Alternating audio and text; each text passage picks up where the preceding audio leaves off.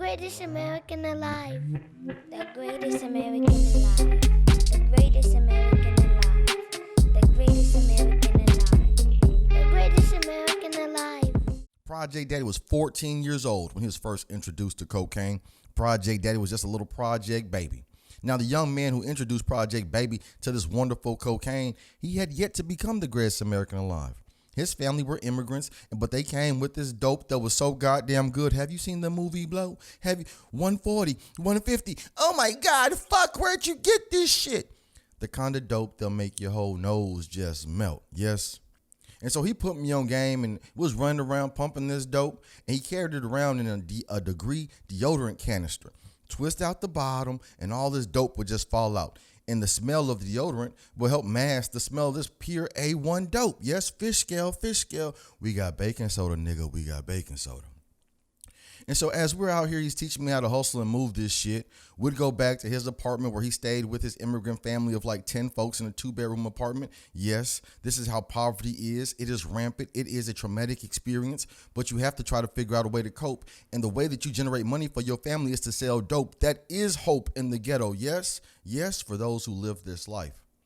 And so this is my best friend. And like around 15, we start doing dope together. We're killing these motherfucking lines, right? And now one day, I call my homie, and he don't answer the phone. Project Baby's like, why my nigga ain't answering? Come to find out, when I go back to school, his mother had found his deodorant. And when she found his deodorant, she called the police and sent my friend to jail. Now, the explanation was, the logic is she didn't want her son to be killed on these streets. And so instead of having her son be killed, he got sentenced to 4 years TDC at 16 years old for possession of cocaine, a controlled substance, 400 to 400 grams. Yes. Now that could make Project Daddy extremely upset, but in her mind, she believed that she was doing the right thing. Programming is a motherfucker, yes? I grew up in the time of DARE. Do you remember DARE, Drug Awareness Resistance Education? Now, lately, there have been books written about the Iran-Contra scandal and how crack cocaine hit the streets, and it was very specifically targeted to the greatest American alive just to destroy the family. These are all facts. And now when you have bad legislation, I want to get mad at the bad legislation, but I have to get mad at the wonderful American citizens who obey such bullshit-ass legislation. There is no thought in Project Daddy's brain that will make him dislike you or want to harm you or send you to prison. I don't have any ideology that will destroy an American citizen. I don't believe it. If you want to do dope, shoot coke, nigga, fuck it. Pump it away. This is your body. I believe in full autonomy. Freedom. I got baking soda. I got baking soda. Project Daddy got that motherfucking dope because freedom is dope. But for some reason, y'all niggas don't want freedom. You think that control and compliance is the way to go, and you will self-sabotage or destroy your family based on the idea that I got baking soda, I got baking soda. Is wrong.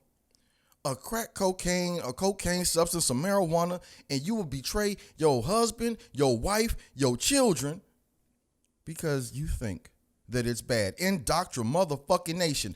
We had a national program called Drug Awareness Resistance Education to make children hate their family. I grew up in a community where a lot of the families, they sold dope, and a lot of the family members used dope. And so all these children going back, telling the teacher, calling the police on their mamas and their daddies. Goddamn COINTELPRO. We got snitches in the schoolhouse, and it was all predetermined by legislation. And so when my friend, when he came out of jail, right, scared straight, this nigga hated dope too. He hated dope so much that he hated himself. He was like, man, if I'd never touched dope at 14 years old, I'd be a much different person. Nigga, if the United States of America would never have created goddamn crack laws that made sure that you took your ass to prison, then you would have never went to prison either. Goddamn personal accountability is motherfucking real. But don't nobody get mad about AstraZeneca. Don't nobody get mad about Adderall. Don't nobody get mad about Zoloft. Half of the United States of America adult population is walking around zooted on some type of harsh narcotic. And most of these people got a prescription for it. But since a doctor tells you it's okay, then you'll take it. But when you know this shit's okay, You be like, man, that's a crackhead. That's a crackhead. This motherfucker's running around right now on goddamn Adderall. Eyes wide as fuck. And that's socially acceptable. Being free is socially acceptable. To deny stigmas about being poor is socially acceptable. Motherfucker, I get high because I don't want to die, and clocking in every motherfucking day is stressful.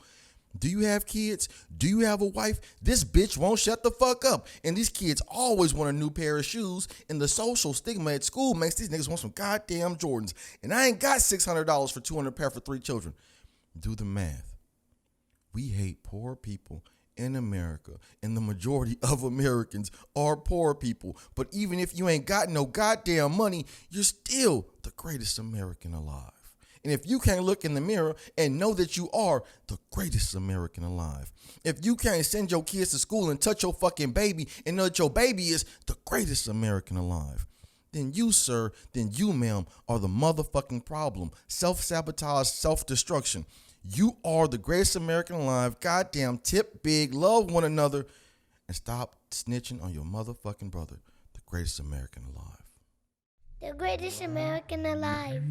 The greatest American alive. The greatest